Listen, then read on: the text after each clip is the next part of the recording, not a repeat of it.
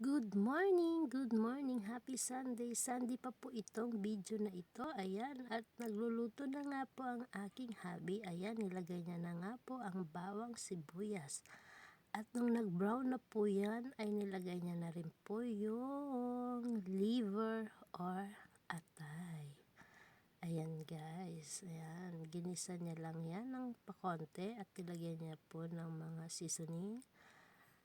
Ayan, yung paminta, yung oyster sauce. Dahil naubos na po yan, nilagyan niya na lang ng konting tubig. Yan na lang din po yung sinabaw niya. Ayan.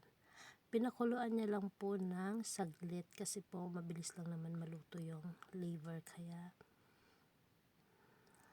isang kulo lang guys. Tapos nilagay niya na rin yung gulay.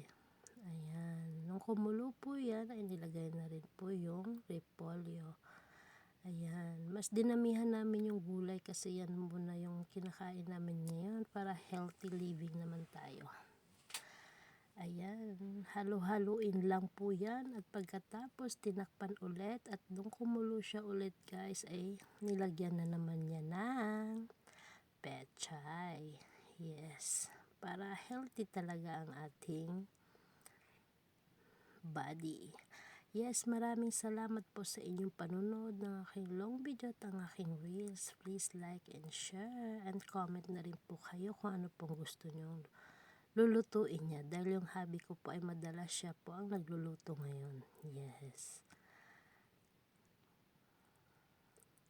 Ayan, dahil naluto na yan, nilagay niya na rin ang pechay at i-flex ko lang, nilagyan niya rin po pala yan ng egg.